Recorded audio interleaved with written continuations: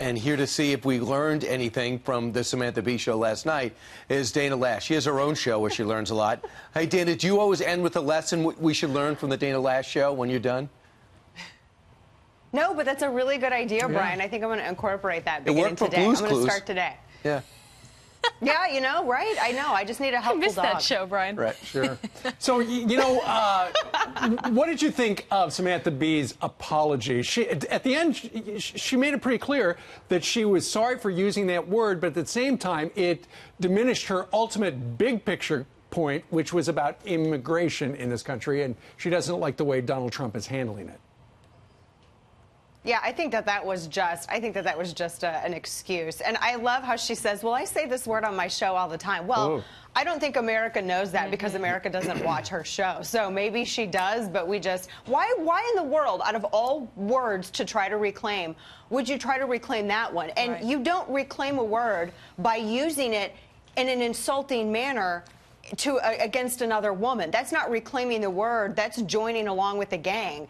And Samantha Bee apparently didn't pick up on that. And furthermore, as she finally realized, she hijacked her own intent to bring attention to illegal immigration by using this term, and that's what everyone talked about, and no one talked about anything else. But this is the most that anyone has talked about her, so I don't feel sorry for her because she got what she wanted. She used this word because she wanted to be shocking. She wanted to expand her name recognition, and she did, but she's not recognized in a good way, nor do people identify her as being someone who is smart or humorous. Yeah, you didn't used to have to be vulgar to be funny. Somehow it's turned into that these days. I want to get your thoughts, though, on Alice Johnson. That is the big news that broke yesterday, the sentence of being commuted yesterday by President Trump. You think it's a good thing? Obviously, this is something that Kim Kardashian was very passionate about. She met with the president last week. They have that photo together. Before we get your thoughts, though, let's play Alice Johnson this morning on CBS and her reaction.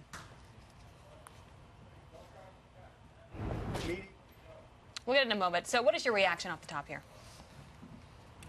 Well, I think it's incredibly interesting that Kim Kardashian has had more effect politically than Samantha Bee has had, and has also had a better impact on the headlines for all the haters out there. But even more so, I think that this is yet another instance where the administration is making good on promises from the previous administration. Because remember, under the Obama administration, we had a lot of lip service about taking the first steps towards prison reform, particularly for nonviolent offenses. And that's what this president has given more attention to. And he actually, with the commutation of this sentence of Alice Johnson, I mean, he showed that he's willing to listen to people who come to D.C. to try to affect change. And furthermore, he does believe that prison reform is a serious issue. And I think that a lot of people on the left are incredibly angry to see a Republican administration follow through on these promises. And then the soundbite of her being released from prison after 21 years where she said, thank God for Donald J. Trump, hallelujah. Another bit of news, the ACLU, Dana, is filing suit against the federal government because on the 2020 census, they're going to ask, essentially, are you in the country legally or illegally? And they don't think that's fair.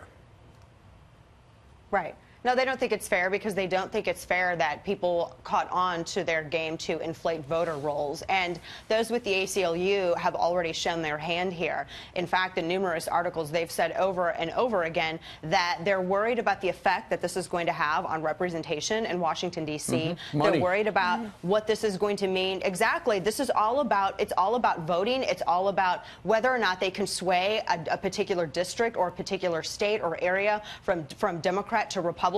That's what this all comes down to. And it's really unfair to tie the hands of the American public and prevent them from being honestly and accurately represented in Washington, D.C. because one ideology wants to inflate voter rolls with individuals who are not here legally. And that's the whole game on this. Dana, what did you make of the mayor of Philly dancing after they passed sanctuary city policies? Did you see that? I did catch a little bit of that. Yeah, that's not, first off, the dancing, that's a whole other thing entirely. But I don't like to see elected officials celebrate passing sanctuary city policies because it seems insulting to law-abiding Americans. I mean, you're celebrating passing something that is actually coddling criminality and endangering law-abiding Americans. That's nothing to celebrate. Yeah, tell that to Rahm Emanuel and Governor Brown. If they're dancing in their own way at this moment, though, they feel so different than a lot of America. Yeah.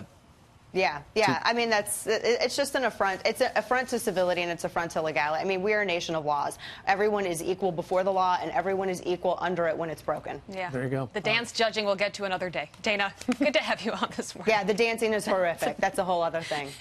We'll see you soon.